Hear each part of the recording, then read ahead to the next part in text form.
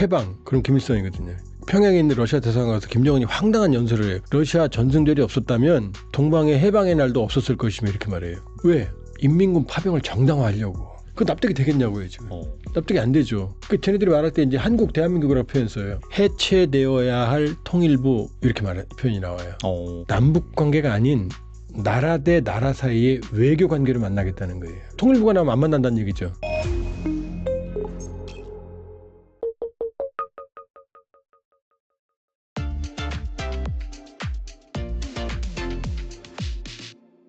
계속해서 이제 북한군이 많이 파병이 되다 보니까 당연히 이제 작년부터 파병이 됐으니까 전투에 투입된 병력도 있을 것이고 희생자들도 많이 이제 속출을 해서 근데 그들이 이제 언젠가는 북한으로 돌아와야 되는 거고 특히나 이제 시신, 운구 같은 경우도 와야 되는데 실제로 6월 말 북한은 러시아 파병 북한군 전사자의 유해 송환식으로 추정되는 장면을 공개를 했는데 김정은이 침통한 표정으로 관의 인공기를 덮는 그런 모습이 공개가 됐습니다. 아무튼 간에 이런 것들이 현실화되고 있는데 이 북한 내부에 타격은 없을까요? 어떻게 보세요? 북한이 처음으로 러시아가 파병 사실을 인정한 건 4월 27일이에요. 4월 27일. 네. 크렘린이. 그리고 북한이 공개한 건 4월 28일이에요. 보도는 29일 날 됐고. 그 전까지는 숨겼다는 얘기잖아요. 그렇죠. 그리고 6월에 나왔던 공개된 모습도 보면 김정은이 코트를 입고 있어요. 6월에 코트 안 입잖아요. 그러네. 그러니까 송환된 시점은 전사자 시신 송환된 건 겨울이라는 얘기죠. 그러니까 초기부터 전사자들이 막대하게 발생했다는 얘기죠. 그러면 사람들은 간지도 몰랐는데 4월 말까지는 갔다 그러고 갑자기 러시아하고는 혈맹이라고 그러고 맨날 입만 열면 그다음에 5월 9일이 러시아 전승절이거든요. 2차 세계대전. 유럽은 5월 8일이에요. 네. 뭐 시간차도 있지만 이제 소련은 내가 했어 하고 싶은 거죠. 다르게. 그때 김정은이 러시아 갈 줄 알았는데 안 갔고 어딜 갔느냐. 평양에 있는 러시아 대사관에 갔어요. 그것도 딸 주에 데리고 갔어요. 아니 자기 와이프가 있는데 포스트레이디 데리고 가야 되는 거 아니에요. 항상 주애를 데리고 다녀요. 거기 가서 연설하는데 황당한 대목이 나옵니다. 북한에서는 조국 광복, 해방 그럼 김일성이거든요. 김일성 혼자 지가 다 했다고 조작해내거든요. 그러니까 조국 광복 그러면 김일성이에요. 네. 김일성 하면 백두산 하면 왜 백두산이냐.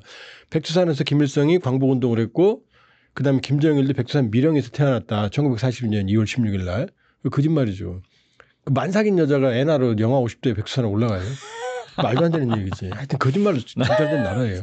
어쨌든 간에 백두하면 이게 조국 광복 해방이란 말이에요. 그 백두하면 김일성. 그런데 5월 9일 날 평양에 있는 러시아 대사관 가서 김정은이 황당한 연설을 해요. 그 노동신문에 나와 있어요.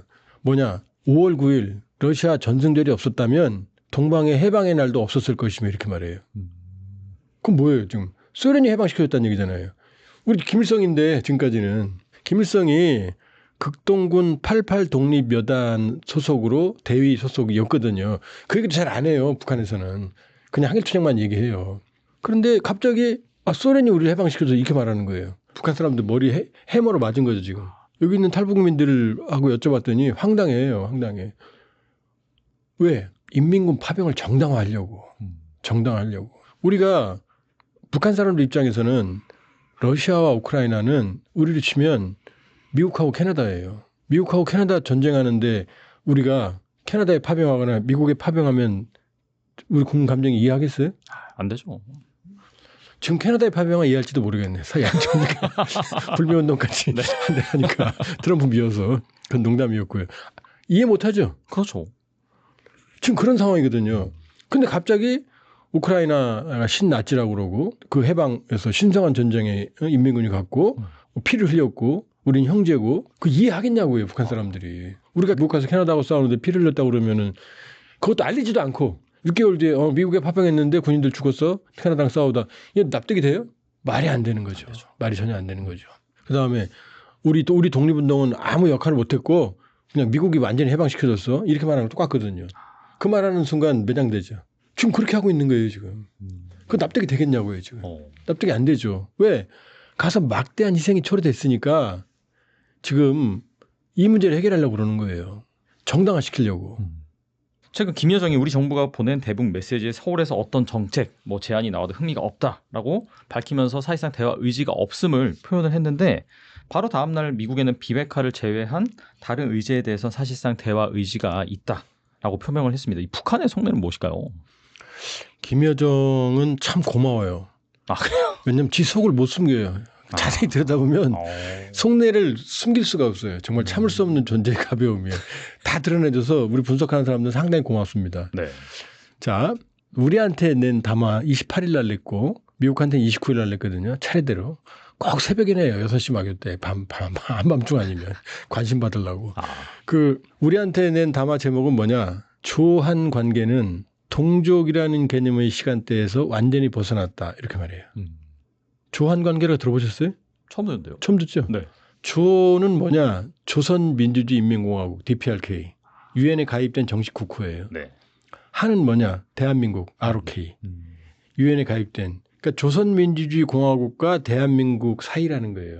이게 무슨 뜻이냐? 뭐 그런 거 아니야? 우리 헌법에는 북한은 우리 땅으로 돼 있거든요. 그렇죠. 네. 우리 영토는 한반도와 그 부속도서를 대상으로 한다. 북한은 우리 땅이거든요. 북한 나라가 아니에요. 헌법상. 북한은 괴뢰 집단이에요. 그렇죠. 그러나 북한도 그랬어요. 사실. 우리를 통일 대상으로 여겼고. 그래서 과거에 남북관계 이렇게 말했죠. 하나인데 남쪽과 북쪽 간의 관계라는 얘기예요. 쟤네는 북남 관계 그랬어요.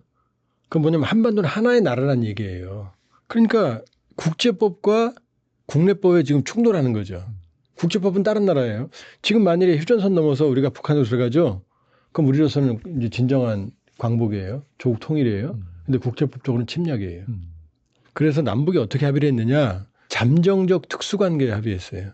그게 무슨 얘기냐면 나라와 나라 사이의 관계는 아니지만 통일을 지향하는 과정에서 생겨나는 잠정적 특수관계다. 뭔 얘기냐. 아, 나라는 아니다. 그러나 통일할 때까지 나라와 나라처럼 지내자. 그러니까 남북 정상회담 서밋 그러잖아요. 서로 인정을 하는 거죠. 그게 이제 잠정적 특수관계거든요. 그러니까 남북관계, 북남관계 그랬단 말이에요. 북한도 남반부, 북반부 이렇게 했단 말이에요. 남측, 북측.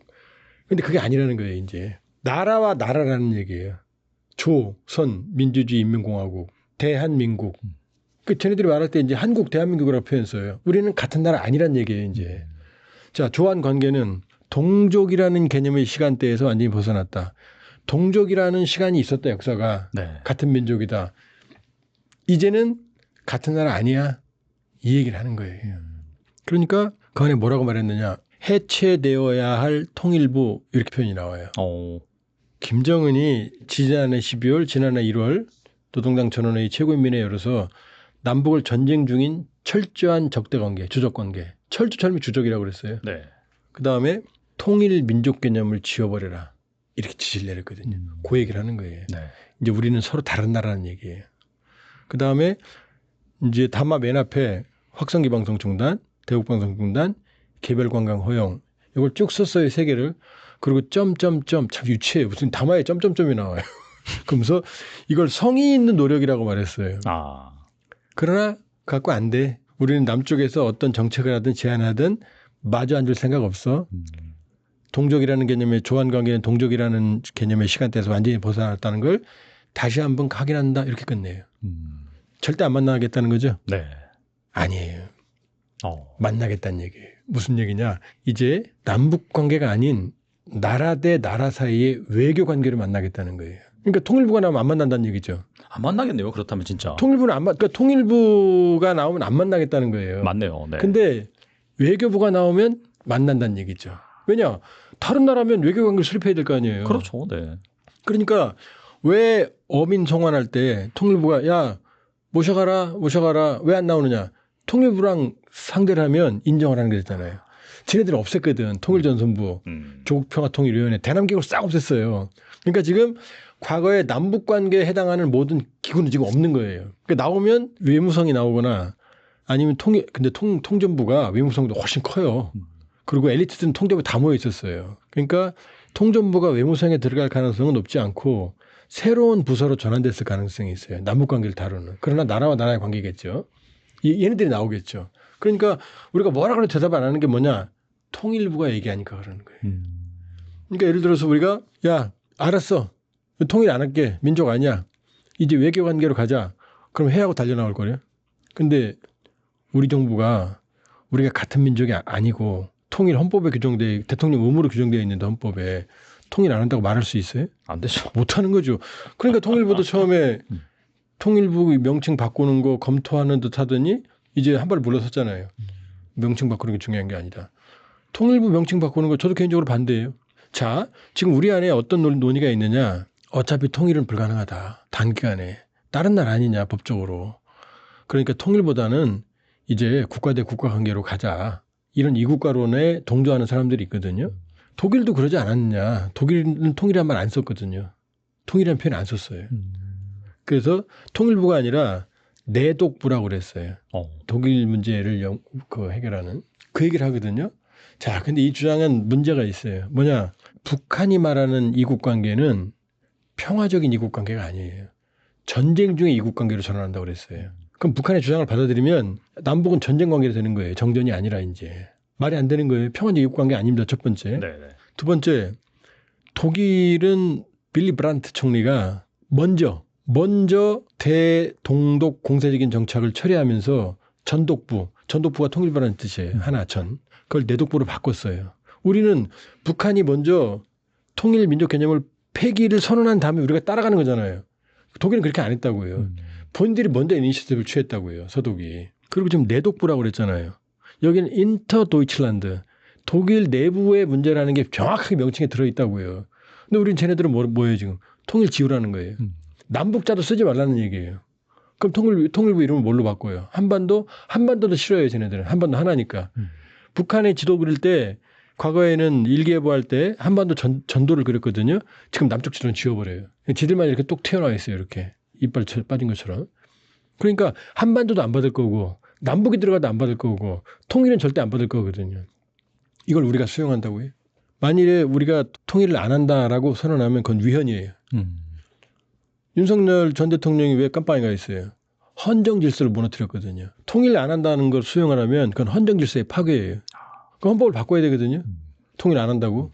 같은 나라 아니라고? 그걸 국민들이 아무리 통일에 대한 열망이 식었다지만 그걸 국민들이 그 개헌에 동의하겠습니까? 안 하죠. 그러니까 딜레마인 거예요 지금. 쟤네들은 이걸 받으면 나갈게 이 얘기거든요. 그다음에 그러면 나오면 더 문제예요. 나와서 요구할 거거든요. 받으라고. 그러니까요. 그러니까 지금은 개헌해야 되잖아요. 근본 문제가 지금 걸려 있는 거예요. 그러니까 왜 김정은 정권이 철이 없느냐. 명분 없는 전쟁에 인민군을 파병했으니까 조국 광복 김일성인데 이 등식 깨는 거죠. 조국 광복 소련이 해줬어. 그다음에 통일과 민족은 북한에서 6.25를 뭐라고 그러느냐. 조국 해방 전쟁이라고 그러거든요. 그럼 조국 해방 전쟁은 남쪽을 치고 내려왔잖아요. 그럼 남쪽을 해방하기 위한 거잖아요. 조국이 남쪽이잖아요. 조국 해방 전쟁 이름도 바꿔야 돼요. 쟤들이 말이 맞다면. 그러니까 정말로 철이 없는 게 자기의 할아버지의 유훈이에요. 아버지의 유훈이에요. 민족과 통일은. 네. 그걸 북한 참시하는 거예요. 그러니까 북한만 파묘예요. 파묘예요. 자, 지가 그렇게 떠들어 놓고 통일민족개념 삭제해 놓고 자, 통전부 없애, 도평통 없애, 국가애국가에서 삼천이란 말 지워. 그다음에 조국통일 3대 원장 기념탑이라고는 어마어마한 폭 61.5m, 높이 30m의 그 어마어마한 조각 다 때려 부셨어요. 자기 할아버지가 통일선언 평양 입구에 있는 명제비도 때려 부셨어요. 그리고는 주민들한테 지금까지 지난해 1월 이후로 한 번도 설명을 안 했어요. 설명 못 하는 거죠. 막 없애긴 하는데 설명을 할 수 없는. 왜? 설명하는 순간 이제 어마어마한 이데올로기 혼란으로 가니까요. 지금 참고 있지만 그동안 뭐라 그러는지 아세요? 우리가 왜 굶어야 돼? 통일 때문이야. 우리가 왜 10년 근무해야 돼? 남반부 해방 때문이야. 우리 언제 잘 살아? 통일되면 잘 살아. 이렇게 살아왔거든요. 네. 헐벗고 굶주린 것도 다 남반부 해방, 조선 해방, 통일이야. 통일. 옛날에 우리 이제 북한 다닐 때 가서 걔들이랑 술도 먹잖아요. 그러면 눈 딱 부릅뜨고 술 먹으면은 우리 보고 막 영혼이 없다고 통일에 대한 조국통일에 대한 열망 그거 막 쫄았거든요. 진짜로 눈이 불타올랐거든요. 열망이. 진짜 걔네들이 통일에 대한 열망이 훨씬 컸어요. 근데 오늘 갑자기 아니라고 그러잖아요. 그럼 지금 사람들 마음이 어떻겠어요? 이건 아닌데 할 거 아니에요. 지금 그런 명분 없는 전쟁 파병, 자기 이데올로기적인 혼돈, 할아버지 아버지 유언 부정 이 폭탄을 지금 끌어안고 있는 거예요. 그리고 우리한테 조한 관계는 동족이라는 시간의 개념 따라서 완전히 벗어났다. 그리고 노동신문에 이건 안 내요. 일반인들이 못 보게. 조선중앙통신에만 딱 내요. 외부만 보게. 그게 한계죠. 그러더니 29일 날은 또 어떻게 말하는 줄 알아요? 조미 접촉. 그러니까 조선과 미국. 북미 접촉은 미국의 희망사항일 뿐이다. 또 구구절들이 쫙 말해요. 또 여기도 또 여정이가 자기 속내를 다 드러내요. 근데 안 만난다. 비핵화라는 자 붙이면 절대 안 만난다. 이렇게 말해놓고 마지막에 뭐라 그러냐면은 그런데 김정은과 트럼프 간에 친분이 있다는 건 인정한다. 그다음에 그다음이 중요해요. 새로운 사고, 새로운 접촉 출로를 모색해야만 할 것이다. 이렇게 말해요. 무슨 말이에요? 형식만 새롭게 갖춰주면 나온다 이 얘기잖아요. 지금. 그러네요. 네. 그렇죠? 그러니까 지금 우리한테는 완전히 다른 나라로 만나자. 미국한테는 그때처럼 하지 말고 나 그 2019년 하노이처럼 나 창피해 주지 말고 이번엔 좀 잘해 형이 하고 사실은 애걸복걸 하는 거예요. 만나자고. 왜? 어렵거든. 왜 어렵냐? 북러가 그렇게 짝짝꿍 치고 뭐 춤추고 뭐 좋고 뭐 우리 혈명이야 그러죠. 그래서 무슨 뭐 일각에서 뭐 수십조 원이 북한에 흘러들어갔느니 뭐 북한 GDP의 70%의 그 비용을 받았느니 막 이러거든요. 그게 가능성이 희박한 게 지금 우리 녹화하는 게 8월 초잖아요. 네. 지난해 기준 북한 내 원달러 환율이 2배에서 3배 올랐어요. 쌀값도 2배에서 3배 올랐어요. 그렇게 많은 돈이 러시아에서 들어갔으면 경제가 좋아져야 될 거 아니에요. 그렇죠. 이번에 원산갈마 해양관광단지에 러시아인들이 갔는데 루블은 안 받았대요. 달러로만 받았대요. 위안화나. 네. 위안화도 폭등해 있어요. 그러면 이 얘기는 경제가 좋지 않다는 얘기잖아요. 북러 밀착해봐야 경제는 좋아지지 않아요. 왜냐? 러시아는 산업이 없어요. 러시아가 북한에 줄 수 있는 건 군사기술, 석유, 밀가루 정도거든요. 그러니까 요걸 받고 있는 거죠. 특히 군사기술로 많이 받는 것 같고 갑자기 5,000톤 구축함 자빠지고 일어서고 뭐 공대공 미사일 쏘고 조경비 나오고 이게 다 러시아가 주고 있는 거거든요. 군사기술. 주로 군사 분야 협력인 것 같다. 에너지는 받는 것 같다. 그러나 러시아는 산업이 없기 때문에 살아남기 어렵다. 북한 경제 회생에 도움이 안 된다.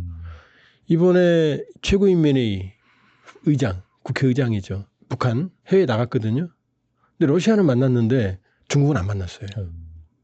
왜? 북러가 밀착하니까 중국이 짜증나는 거죠. 내 말만 듣던 놈들이 저쪽으로 삐져나가 이렇게 되는 거죠. 그러니까 북러 관계는 북중 관계는 개선하려고 그러는데 계속 냉각이에요. 북한 대외교역의 98% 정도가 중국이었거든요. 2023년 98.3%였어요. 중국은 다 가지고 있는데 러시아는 북한이 필요한 걸 가지고 있지 않아요. 그러니까 지금 북러 밀착은 한계가 있고 북중 관계도 제약이 있고 그러니까 돈은 그동안 어디다 벌었어요. 남한한테 벌었잖아요. 금강산 개성공단. 그럼 미국하고 관계 개선해야 되거든요. 그러니까 지금도 머릿속에 돈은 남한에서 받을 생각이 있어요. 그러려면 북미 관계 개선해야 되잖아요. 그러니까 지금 원산 갈마 해양관광지구 야심차게 하루 숙박 인원이 2만 명이에요. 어마어마한 거예요. 그러네요. 진짜. 광안 해운대보다 더 넓을 거요. 네. 그러면 여기에 외국 관광객이 와야 되거든요. 7월에 러시아 관광객이 시범으로 갔어요. 한 10대 명이 2만 명 수용인데. 근데 비용이 2,000불이었대요. 2,000불이면 러시아 사람들 한 달 반 월급 정도 되거든요. 평균 임금에. 그 우리로 치면은 우리 체감으로 보면은 우리 평균 임금 한 300, 400은 하겠죠. 그럼 일주일 가는데 7, 800만 원이란 얘기예요. 부부가 가면 1,500만 원이에요. 비싸다. 4인 가족 가면 3,000만 원이란 얘기예요. 그 정도 체감이에요. 지금 4인 가족 3,000만 원 일주일 쓰고 오면 세계 최고급 호텔 다 할 거요? 그렇겠네요. 뭐 어디든 다 가죠. 엄청 부자 아니면 러시아인들은 여름 휴양지가 따로 있어요. 어디 흑해. 올림픽 했던 소치. 네네. 저도 거기 휴가 간 적이 있어요. 거기 한 달 정도 있다 온 적이 있거든요. 와. 유학할 때. 네. 그럴 것 같아요. 그때는 소련이니까 네. 소련이니까 그 여행이 편했죠. 돈 많이 안 들었어요. 그냥 왕처럼 지냈다 왔어요. 근데 거기 푸틴 별장도 거기 있어요. 온천도 있고 고대 지역도 있고 산악도 있고 해변도 있고 너무 좋아요. 그렇겠네요, 진짜. 와. 거기 가는데 북한 관광 비용에 한 4분의 1이면 가요. 그 사람들이 거기 북한에 가겠어요? 안 가죠. 그러니까 13명 갔죠. 13명. 그다음에 중국 관광객 가느냐? 중국 관광객도 돈 있으면 한국, 일본, 미국, 유럽까지 북한 안 가요. 동북 삼성에 조금 여유 없는 사람들이 항상 가요. 그러면 외국이니까 호기심이 있으니까 판문점에서 보고 가고 그러거든요. 근데 그 사람들의 특징 뭐냐? 돈을 너무 안 쓴대요. 안 쓰죠. 평양에 옥류관에 냉면도 잘 안 사 먹는데요. 그러니까 중국 관광객은 돈이 안 돼요. 그분들 무시하는 게 아니라. 그러니까 원산 갈라마 저 거대하게 시설 만들어놨는데 2만 명 하루 숙박 누가 가요 거기에. 가면 누가 갑니까? 저는 가요. 오래면 가요 저는. 네. 가고 싶죠. 원산 명사심리예요. 네네. 깨끗하고 좋아요. 금강산 관광 10년 했거든요. 193만 명 다 우리였어요. 그렇죠. 외국인 네. 없어요. 네. 그러니까 머릿속에 뭐가 들어있어요. 김정은 머릿속에는. 남쪽에 오면 되는데. 근데 통일민족 개념 삭제했잖아. 외국인으로 와 이제 여권 비자 갖고 와 이 얘기예요. 우리를 허용해주고 우리는 간다고요. 북녘이니까. 네, 네. 가깝고 또 배로 가면 되니까. 육로도 연결돼 있잖아요. 금강산으로. 그래서 김정은이 얼마나 야심차냐. 왜 2만 명인지 알아요? 원산 갈마에? 몰라요. 여름 휴양지로 2만 명이면 동해안에 한 달밖에 안 하잖아요. 해수욕장 한 달 반. 나머지는 어떻게 해요? 쫄딱 망하는 거지. 그래서 처음에 김정은도 그렇게 바보는 아니었어요. 원산 금강산 국제관광지대라고 그래서 마식령 스키장 처음 만들었잖아요. 2013년 말에. 원산 갈마 2014년에 준공 시작을 했어요. 자, 그럼 마식령 겨울, 원산은 여름이잖아요. 그다음에 이거 말고 서광사, 절이의 절 모르시죠? 네. 이성계가 여기서 쿠데타를 모의했던 꿈을 꾼 유명한 절이에요. 네네. 그다음에 울림폭포 여기도 아름다워요. 그다음에 통천, 금강산 이 6개 지구를 묶고 잠은 원산 갈면서 잘하는 거예요. 그럼 사계절 관광이 된다고 판단했던 거예요. 근데 여기 누가 가요? 2014년에 착공했으니까 그때는 남북 관계에 대한 희망이 있었잖아요. 금강산 모델이었던 거죠. 근데 핵 개발하니까 차단됐잖아요. 종합해보면 어떻게 돼요? 28일 날 김여정 담화 조한 관계는 동족이라는 개념의 시간대 완전히 벗어났다. 한미정 아니니까 외국 관계로는 와. 외교 관계로. 관광도 와. 외국인으로서. 이 얘기예요. 그리고 받으라는 얘기예요. 미국한테는요. 새로운 사고, 새로운 접촉 출로 만날 거야. 모양만 만들어줘. 왜? 미국하고 해결해야 우리 관광에 갈 거 아니에요. 이 얘기를 하는 거예요. 내막은 우리 결론은 뭐예요? 우리 정말 힘들어. 이렇게 요약이 되는 거예요. 그러니까 지금 북러 밀착하면서 남북 관계는 조용하잖아요. 도발도 안 하잖아요. 지금 김여정 담화가 이재명 정부 출범 50일 만에 그다음에 트럼프 정권 트럼프 1월 20일 날 출범했잖아요. 지금 28일이니까 29일이니까 얼마나 지났어요 지금. 한 6개월 거의 6개월 넘어서 지금 이제 우리는 50일 2달여 만에 이제 입장을 밝힌 거죠. 그러니까 종합하면 남한은 완전히 외국 왜 우리가 무서우니까 체제경제 패배했으니까 우리가 붙어있는 붙었을수록 그러니까 반동사상문화배격법, 평양문화보호법, 반동사상문화배격법, 청년교양보장법 이런 거 만드는 거 아니에요. 오빠라고만 해도 잡아가고 한국 남조선 말은 남한 말은 지가 제일 많이 쓰면서 달란트 투자 본다는 얘기예요. 김정은이 말하는 거 보면 북한 사람들이 안 쓰는 말을 써요. 남한 말 많이 써요. 무서우니까 막는 거죠 밑에는. 그러니까 우리는 완전히 외국 관계. 미국하고는 제발 좀 타협하자. 근데 핵은 좀 인정해 줘라. 내가 일부는 내놓을 테니까 요렇게 계약될 수 있는 거예요. 또 마지막 질문을 드리겠는데 지난 6월 말 워싱턴 포스트 등 일부 미국 언론은 그 트럼프 행정부 내부에서 주한미군 감축 가능성이 검토되고 있다라는 보도를 내서 주목을 받았는데 아무래도 이 한반도에서 병력이 좀 빠질 수 있다 그런 얘기가 계속해서 나오다가 최근에는 미 국방부 고위 관계자들이 주한미군 감축 계획은 없다라고 선을 긋고 오히려 한미연합훈련 확대와 전략자산 순환 배치가 강화되고 있다라고 언급되고 있습니다. 갑자기 방향이 바뀌된 배경은 무엇일까요? 갑자기가 아니에요. 한미 상호 방위 조약 53년 체결된 보면 태평양 안보라는 얘기 들어있어요. 지역이. 그러나 한미 상호 방위 조약 왜 체결됐어요? 미군이 왜 왔어요? 북한이 내려왔잖아요. 그러니까 주적은 북한이었어요. 그리고 공간적 범위는 한반도였어요. 그죠? 월남전이 있었지만 그때는 냉전 체제니까 냉전으로 봐야 되는 거고. 근데 소련이 무너졌잖아요. 91년 12월 26일. 그다음 북한이 체제경쟁에 패배했잖아요. 94년부터 98년까지 수십만 명이 굶어 죽었잖아요. 끝난 거예요. 우리 재래식 전력 세계 5위예요. 북한 35, 36위예요. 핵이 있어도 파키스탄 핵이 있으면 그러면 세계 군사력 6위인가요? 아니거든요. 그렇게 치는 거 아니거든요. 자꾸 뭐 핵 없는데 핵할 필요 없어요. 그건 사실은 쓰질 못해요. 일단 우리가 방심하면 안 되지만 그럼 주한미군은요. 북대북 억제력은 없는 거예요. 핵만 필요해요. 우리한테. 그러니까 주한미군의 성격을 언제 변했느냐. 노무현 정부 때 이미 변해요. 한미동맹. 왜? 우리가 이라크에 파병했잖아요. 지금 청해부대 아덴만에 가 있죠? 지금 국제 공조를 하게 나간 거잖아요. 그러니까 주한미군은 미국의 관점에서는 이제 북한에 대한 대북 억제, 냉전기 최전선 막는 게 아니고 왜 냉전기 때 동두천 의정부 전방에 있었느냐. 북한이 아니고 소련과 중국을 대리하는 공산권 세력이었단 말이에요. 그러니까 이걸 막는 게 미국의 세계 전략이었던 거죠. 북한을 막는 게. 근데 지금 아니잖아요, 이제. 한국말로 충분하잖아요. 자기들은 전략자산만 제공해 주면 되는 거잖아요. 핵 같은 거. 그러니까 어떻게 돼요? 캠프원 부대를 기지로 옮겨갔잖아요. 지금 북쪽에 없어요, 이제. 인계철선 끝났어요. 그러니까 미국 입장에서는 이제 주한미군은 한반도 방위가 아니고 아시아의 전략 거점인 거예요. 그래서 거꾸로 된 한반도 지도라는 얘기 보셨죠? 최근에 그 주한미군 주한미군이 말했죠. 네. 캠프 홈프스를 중앙에 놓고 네. 이렇게 주요 오키나와 뭐 베이징 이렇게 하는 거 그 개념인 거예요. 그러니까 일본은 아시아의 거점 52,000명이에요. 주일미군이. 우리 28,000이고. 네. 그러나 우리는 한반도 전진 배치 기지인 거예요. 일종의 기지인 거예요. 원래 과거에 일본을 기지 국가라고 그랬어요. 주일미군의 기지. 그 우리는 뭐야? 우린 전장 국가. 전투를 하고 있으니까. 그런데 우리도 이제 미군의 일종의 전진 배치 기지 국가가 되는 거예요.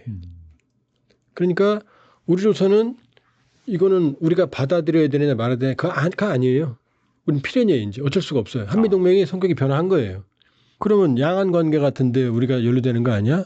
그것도 크게 걱정할 건 없어요. 왜냐? 주한미군은 해군이 없잖아요. 그다음에 공군기가 대만까지 가요? 못 가요. 작전 범위가 안 돼요. 자동적으로 연루가 되는 건 일본이에요. 일본 외에 해군 기지가 있잖아요. 미국 로널드 레이건 이 아시아 배치 항모 전단의 기지도 일본이잖아요. 해군력이 거기 있단 말이에요. 막강한 해군력이. 이게 이동할 거 아니에요. 해병대도 거기 있단 말이에요. 넘어갈 거 아니에요. 오키나와 같은 데는 대만에 가깝거든요. 그렇죠. 그러니까 미국의 입장에서는 대만 견제를 위해서는 오히려 필리핀, 오키나와 이런 쪽이 훨씬 더 가까운 거예요. 직접 연루가 되는 거예요. 근데 주한미군은요. 해군력이 없는데 어떻게 연루가 돼요? 공군기도 못 가는데 병력이. 그렇죠? 그러니까 오히려 미군은 일종의 주요한 거점으로 활용을 하는 거지. 이게 대만 사태에 갑자기 자동적으로 연루된다? 뭐 간접적으로는 모르죠. 그러나 직접적으로는 일본이 훨씬 더 연루가 된다. 그러니까 우리를 치면은 이제 한국군 자체 방위가 가능하고 병력의 숫자는 중요하지 않은 거예요. 한미동맹 유지와 미국의 전략자산, 핵을 포함한 해구산 이게 중요한 거지 몇 명 빠지고 어쩌고저쩌고 하나도 안 중요해요 지금은. 그러니까 뭐 주한미군 뭐 감축한다 뭐 정시 그러니까 없어요. 이미 우리가 충분한 억지력이 있고 주한미군이 존재하는 한 캠프 험프리스가 존재하는 한 그다음에 미국의 확장 억제가 존재하는 한 한미동맹은 우리가 원하는 걸 충족시키는 거예요. 그러니까 지금도 주한미군 28,500명이라고 그러죠. 몰라요 몇 명인지. 순환 배치라고 그래서 1기 8 규모가 끊임없이 미 본토로 갔다 지금 순환 배치되고 있거든요. 그렇게 본다 그러면은 주한미군의 규모에 대해서는 연연할 필요가 없다. 그러니까 주한미군은 이걸 아시아의 전진 배치 거점으로 활용하고 싶어 한다. 왜냐? 일본은 섬이잖아요. 한반도는 육상이잖아요. 중국과 연계되어 있잖아요. 이건 중국으로서 어마어마한 부담이죠. 자꾸 이런 얘기 하거든요. 어떤 사람들이 주한미군은 중국과 너무 가까워서 얻어 터지기 쉽다. 맞아요. 네. 예, 거꾸로 생각해 보세요. 베이징 너무 가깝잖아요. 주한미군이. 공격하는 사람 입장에서는. 방어만 생각하지 말고 베이징 입장에서 어떻게 생각해요? 주한미군은 수틀리면 북한 통과해서 올 수 있는 거 아니에요. 만주적으로. 그럼 이쪽에도 병력을 증강시켜놔야 되는 거예요. 그러니까 미국으로서는 한반도의 주한미군 기지를 운영하는 건 거점 기지를 운영하는 건 안보적으로 대단한 유용성이 있는 거죠. 몇 명 있냐가 중요하지 않는 거죠. 자기 기지가 있는 거잖아요. 기지 있는 거랑 없는 거랑 어떻게 생각해요? 완전 다르죠. 시골에 전원주택 있는 거랑 없는 거랑 하고 땅 차이죠. 땅 차이죠. 그거 똑같은 거거든요. 그러니까 감축한다, 뭐 어쩐다 의미 없다. 주한미군은 확실히 유지한다. 트럼프든 트럼프 할아버지든. 그리고 미국에게도 유리하고 우리한테는요. 미국 필요하잖아요. 핵이 없으니까. 그리고 이 불확실성 시대에 아무리 트럼프가 우리 삥 뜯고 등치지만 이 우주군대 세계 최강의 앞으로도 20, 30년 우주군 될 텐데 그러니까 동맹을 맺고 있다는 건 안심이 되잖아요. 네. 그러니까 서로 남는 장사예요. 그러니까 자꾸 뭐 성적이 안 들고 다녀도 주한미군은 안 나가고 미군도 남는 장사고 우리도 남는 장사예요. 다만 이제 한미동맹 2.0 시대다. 과거가 아니다. 서로 필요한 만큼 돕고 돕는 동맹으로 가는 거다. 이렇게 볼 수 있죠. 딱 하나만 좀 말씀 들어보니까 궁금한 게 있어서 최근에 이제 조선업 협력 얘기 나왔잖아요. 그래서 뭐 군산항이 함정 MRO 기지로 활용될 수도 있다 뭐 이런 얘기 나오는데 아무튼 이 조선업 협력, 이 군함 미국의 군함 증대를 강화하는 그런 차원에서 주한미군의 역할이 뭐 바뀌거나 그러진 않을까요? 일단 조선업은 심각해요. 지금 세계 상선 군함은 빼고 상선을 보면 중국이 54%를 점유합니다. 어마어마하죠. 우리가 놀랍게도 28%예요. 일본이 11%예요.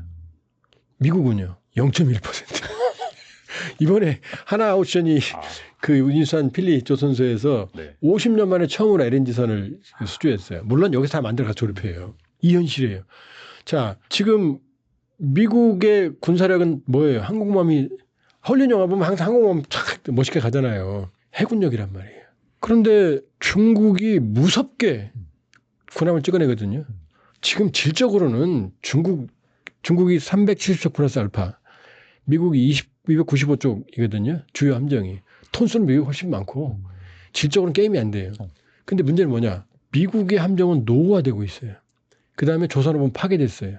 그러니까 미국으로서는 어마어마한 심각한 문제가 발생한 거예요. 상상을 초월하는. 중국 막 찍어내거든요. 네. 그럼 손길을 버렸을 때 이걸 해결할 수 있는 나라는 어디냐? 일본도 아니고 한국밖에 없어요. 한국은 28%죠. 이게 상당 부분이 고급 선박이에요. LNG선 같은 거. 네. 중국은 고급 선박 만들면 가서 맨날 사고 나고 터지고 지금 손해배상 뭐 이런데 한국은 완벽하거든요. 그러니까 군함은 고급 선박이잖아요. 우리가 이지스3은 지금 더 잘 만들어요. 정조대왕 같은 거. 틀은 네네. 뭐 스파이 레이더 이런 게 문제 못 만들었지. 그러니까 우리가 이번에 마스가 메이크 아메리카 시빌딩 그레이터 어게인 미국 조선업을 다시 위대하게 트럼프가 눈이 튀어나올 수밖에 없는 거죠. 그걸 내버려두면 미국 해군력은 쇠퇴하거든요. 근데 우리가 제안한 건 니네들 조선업을 배가 아니라 생태계를 살려줄게 이거예요. 지금. 그러니까 트럼프 입장에서는 오로지 트럼프든 바이든이든 오바마든 중국을 때려잡는 게 목표인데 한 놈만 팬다는데 그런데 지금 이 선박 산업은 지금 거의 괴멸 상태거든요. 그런데 한국이 유일한 희망의 빛을 주는 거죠. 그러니까 이 마스가는 한국도 좋고 미국도 좋은 완벽한 군사동맹의 일종의 코어가 될 수 있는 거죠. 네.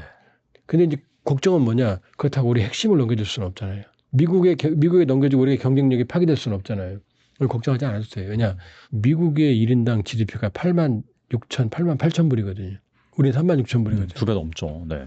중국은 1만 3천 불이거든요. 제조업 생태계가 완벽하게 넘겨줄 그런 상황은 오질 않아요. 어쨌든 미국이 절박한 게 바로 선박 분야거든요. 그래서 그렇게 본다면은 한미동맹의 진화, 현대화, 그 다음에 한미동맹의 경고성을 유지하는 시멘트가 될 가능성이 높아요.